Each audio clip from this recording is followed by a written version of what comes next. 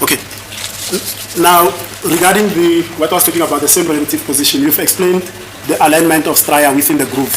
But then the specimen bullet itself, the exhibit bullet and the test fire in the comparison microscope, how does alignment play a role there? When the woman watches a microscope, microscope. In other words, must the bullet top and the bullet bottom also align when you're doing the comparison?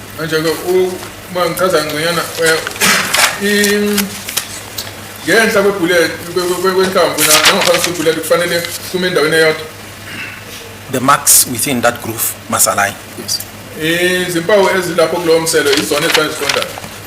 So, as I've already explained, that taking into account the spatial relationship between the marks.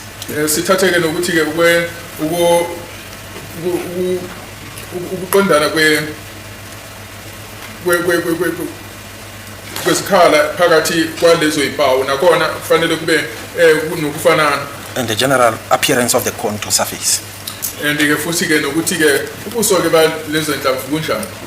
And in the event of a slippage, the bottom of the groove can sometimes not be aligned perfectly with the bottom of another groove.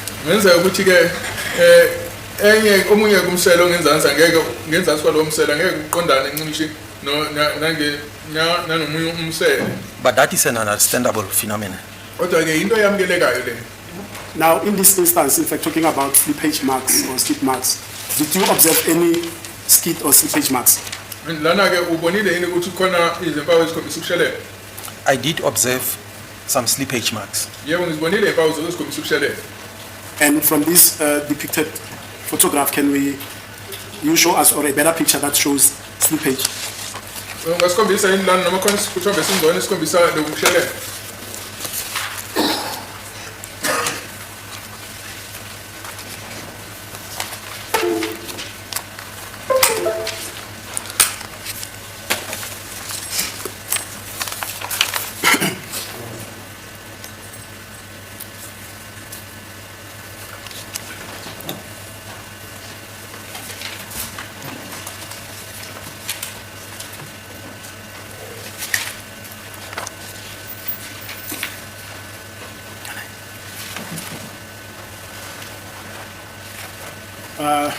For record purposes, Mr. Sibadeke, exhibit mark.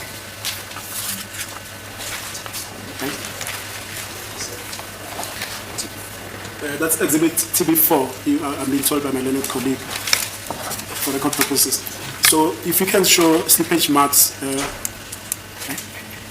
also for record purposes, it's MM2.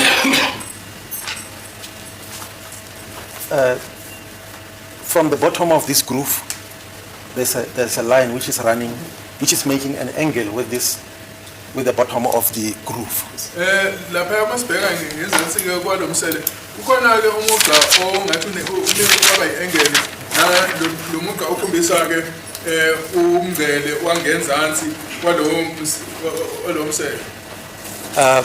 This marks or this line shows slippage.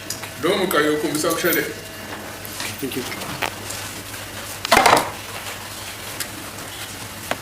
Now, Colonel, after you complete your peer review, you then mark on a microchart your findings, and then you sign therefore, and you return it to the original examiner. Would that be correct?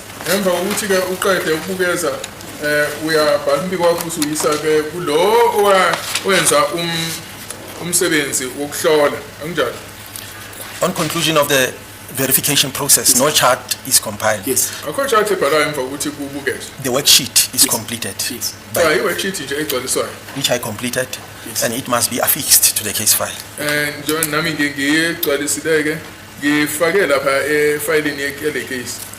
Now that you've done that, you've also said to Colonel Mangele, I do agree with your findings.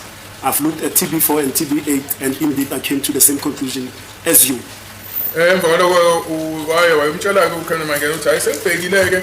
ngivumelana nawe mayelana no-TB4 ne-TB8 njengoba uthole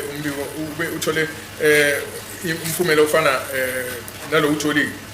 Have you ever had a case where after you've done what you did, then the examiner goes to a third, fourth, second, third, fourth analyst to also peer review the same test? Awayibona yini into la kuthiwa khona umuntu esebukezile umsebenzi wadluliselwa kwesithathu nowesihlanu ukuthi azobukeza? In general, what happens is the examiner sent his work to another competent examiner to verify his finding. Indlela ejwayelekile umuntu meqeda umsebenzi udlulisela komunye onolwazi ukuthi ayombukezela wona. When they differ in their findings, no uthi bayehlukana ngemphumela abayitholile, he does not simply leave that examiner and go to another examiner. Akasuki nje aye komunye ke umuntu ongahlola. The examiner who is differing with the original examiner, Manje umhloli lo uphikisana nalo umhloli oqala, he must show him exactly what he has seen under the microscope. fanele amkhombise ukuthi yini la ayibonile ngaphansi kwe-microscope. So it means there must be a conversation in that regard, Manje usho ukuthi kufanele kube nengxoxo mayelana nalokho. because you must state why you differ with the other examiner. Ukuthi yini indaba nihlukana. And in most cases, when that happens, Okwenzeka-ke esikhathini esiningi it will become clear to the original examiner what he has missed, if he has missed to see something. manje uma kukhona-ke akugejile ukubona lo mhloli wokuqala kuzoba caca kuyena ukuthi yini ayigejile. Because verification is not the additions, it's not the addition of marks that were not there. Ngoba-ke phela uma sithi-ke siyabukeza akusho ukuthi sesizonezezela iy'mpawu ebezingekho. You are talking about marks which are permanently on the surface of the exhibit. Sikhuluma-ke ngey'mpawu ezizohlale zikhona kulezi zinhlamvu bezihloko. If he missed to see a particular mark, maybe because of a wrong technique, the other examiner maybe adjust lighting and so on, and is able to show him. Uma ukuthi-ke kukhona indlela-ke athe umebuka ngayo wageja-ke engobunye ngoba mhlambe ngendlela abebeke-ke ilambu lakhe ukuthi limkhanyisele ngenye indlela. In most cases, this will not go too far because it demands that the verifier shows the original examiner what he has seen. Ngeke kuye kude lokho ngoba lo biza-ke ukuthi lo obukezayo akhombise-ke lo umhloli wokuqala ukuthi yini la ayibonile. Okay, but in this instance, like I'm saying, you have verified Colonel Mangena's findings and you have agreed with him. There's not a difference whereby now he needs to go to Fesser Felion and Tino, the other people that came. I don't know whether it was before you or after you, but he's told this court that 4 people verified his findings and amongst them it's you. Kodwa-ke kulokhu-ke ngoba naningaphikisani ngomphumela sesingekho isidingo sokuthi-ke abe seqhubekela phambili eyofuka uFelion noFesser noNtini. I don't think he said they verified. I think he said they agreed with him. I think there is a big difference between the two situations. They agreed with him, but he did the verification. Are we playing linguistics now, Madam? Because I can't agree with something I didn't verify. That's argument now. What is your situation, Mr. Baloyi, according to you? He says, Mr. Baloyi said they agreed. They did not verify like the kernel here. My not, the last packet might not have made an order in terms of section 186. They'll speak for themselves.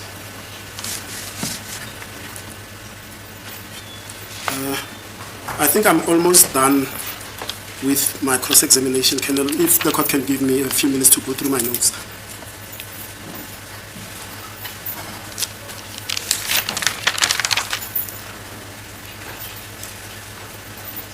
Thank you, Madam. Colonel, thank you very much. In fact, I'll tell you now, and I'm not by your face, you were more eloquent, you were able to articulate yourself better.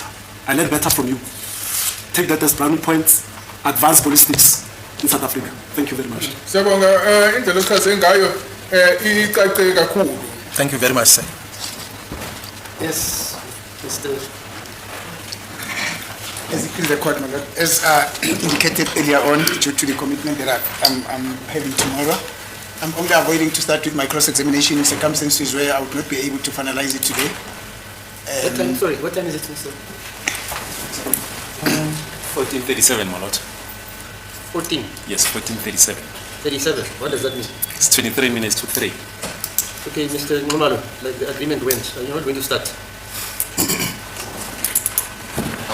I'll prefer to start tomorrow morning. I thought we had an agreement. Yes, we did. Yeah. What is an agreement?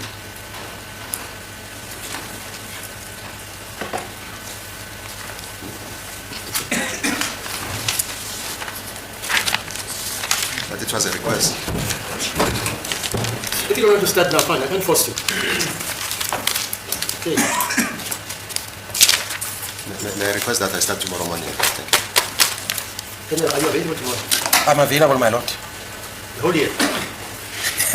That is correct, my lord. That's a matter of interest. Fine. You are from Khalishiwe.